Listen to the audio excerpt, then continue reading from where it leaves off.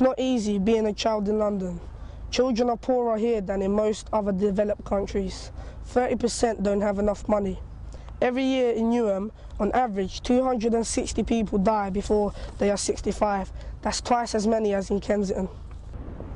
Standing here in the heart of modern-day London, you'd think those figures were a world away. But this isn't 150 years ago. This is now. Child poverty is one of the biggest problems facing the UK today, and with the credit crisis, there is a danger that things may get a lot worse. In 1999, Tony Blair pledged to eradicate child poverty by 2020 and halve it by 2010. Back then, there were 3.4 million children classed as living in poverty. But in 2010, there will still be 2.3 million children living in poverty. That's a massive 600,000 short of the target. Poverty impacts on all areas of a child's life. That a child living in poverty is twice as likely to live in bad housing and much more likely to suffer from behavioural problems or mental health issues.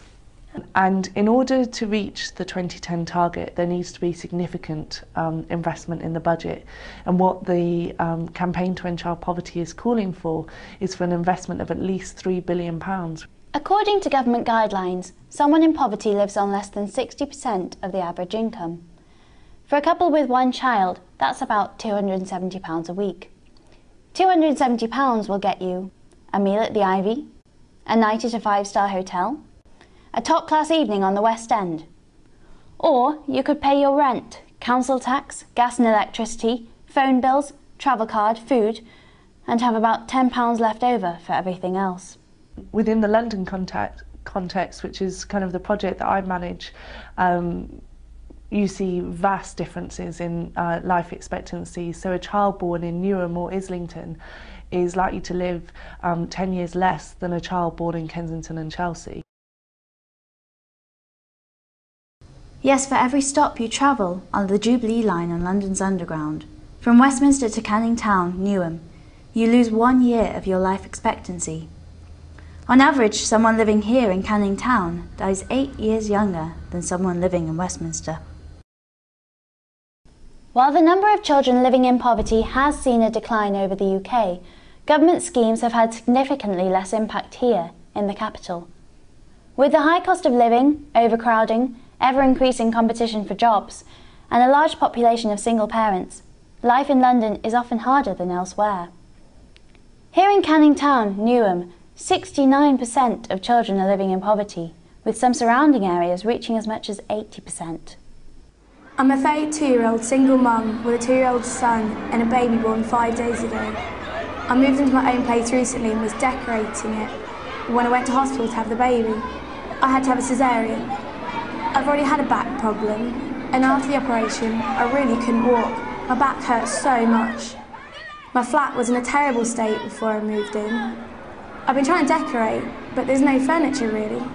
I slept on the floor with my baby. Until I get income support, I can't get any money apart from child benefits. I've sent off an application, but they say it could take months.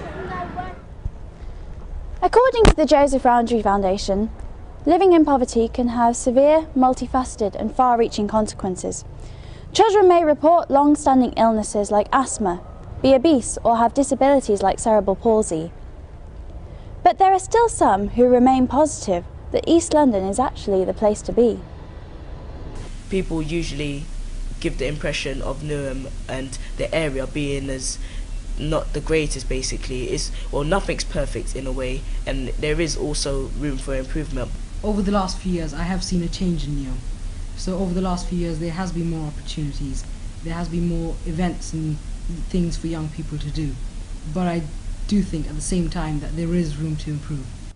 Concerned by the current economic crisis, independent charity the Joseph Rowntree Foundation decided to undertake new research on what it will now take to meet the government's targets. Well, what's going to happen as a result of people losing their jobs is that there'll be more people who are quite a long way below, maybe 50 or 40% of median income.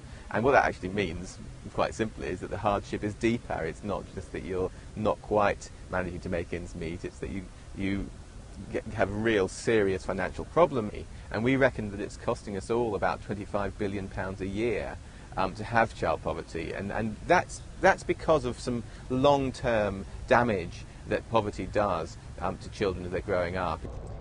We put our findings to the Department for Children, Schools and Families and asked them whether, in the light of new evidence to the contrary, they will still achieve their targets for 2010 and 2020. We also asked whether, in the current recession, they plan to invest any more into ending child poverty. On both counts, they declined to comment. I think that it's really quite important that the government meets, or at least gets pretty close to its target, because that really shows that it's a serious thing. And if they're going to do that for 2010, the only way they can do that now in the short term is to really put some serious money into the budget in April.